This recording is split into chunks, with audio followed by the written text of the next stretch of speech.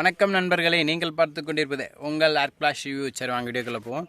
என்னடா நடக்குது? நம்ம இலக்கியவா அப்படி பண்ணுறாங்க? ஆமாங்க, நம்மளோட இலக்கிய இவ்வளோ டெரராக மாறுவாங்கன்னு எதிர்பார்க்கலைங்க. என்னடானா நம்மளோட அஞ்சலி கழுத்தில் கத்தி எடுத்து வச்சுட்டாங்க.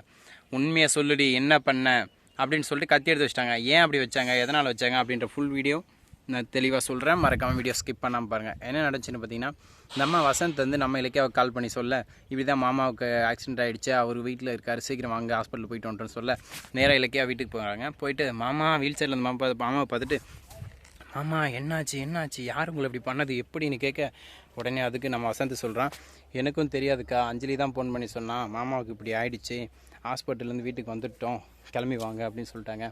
அதாடி எனக்கும் எதுவும் தெரியாதுக்கான்னு சொல்ல, உடனே நம்ம அஞ்சலி மாமா கிட்டே போய் கேட்குறாங்க. மாமா லைட்டாக சிக்னல் அந்த மாதிரி ஒரு சிக்னல் கொடுக்குறாருங்க. அந்த சிக்னலை பார்த்து புரிஞ்சுக்கிட்டேன் நம்மளோட இலக்கியா. அங்கே காய் கட் பண்ணிகிட்டு இருந்தாங்க நம்ம சிந்தாமணி. அந்த கத்தியை எடுத்துகிட்டு நேராக போகிறாங்க.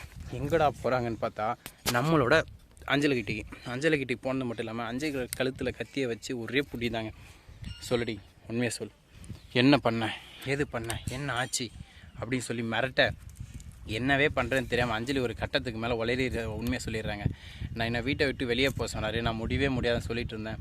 அதேமாரி போப்போன்னு சொன்னால் நானும் காலை பிடிச்சி கதறிட்டு இருந்தேன். அந்த டைமில் தெரியாமல் வலிக்கு விழுந்துட்டாரு அப்படின்னு சொல்லி சமாளிக்கிறாங்க.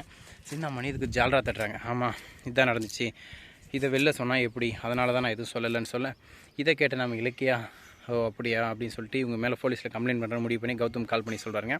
கௌதம் அவரோட ஃப்ரெண்டுக்கு ஃபோன் பண்ணுறாங்க. உடனே நம்மளோட சின்னமணி நேராக போயிட்டு இலக்கியாவோட அம்மா பிடிச்சி காலை பிடிச்சி கதறாங்க. வழக்கமாக அஞ்சலி தான் கதறுவா, ஃபஸ்ட் டைம் நம்மளோட சிந்தாமணி கதறாங்க.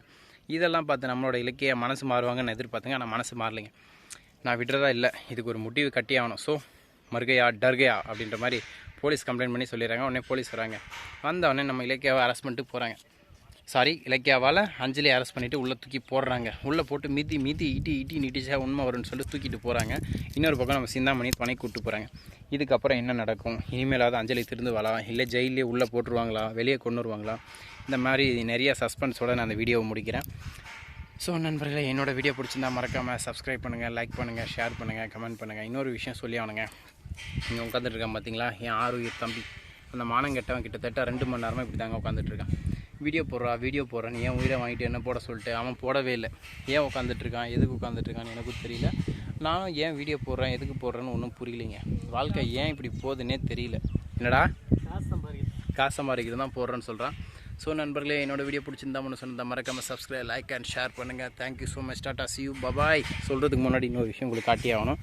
இங்கே பாருங்களேன், நீங்களே இந்த கொடுமையை பாருங்கள்.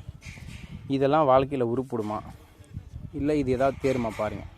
இப்படி படுத்துட்டு இருந்தால் எப்படி வாழ்க்கையில் முன்னேறது சொல்லுங்கள், கமெண்ட் பண்ணிட்டு போங்க.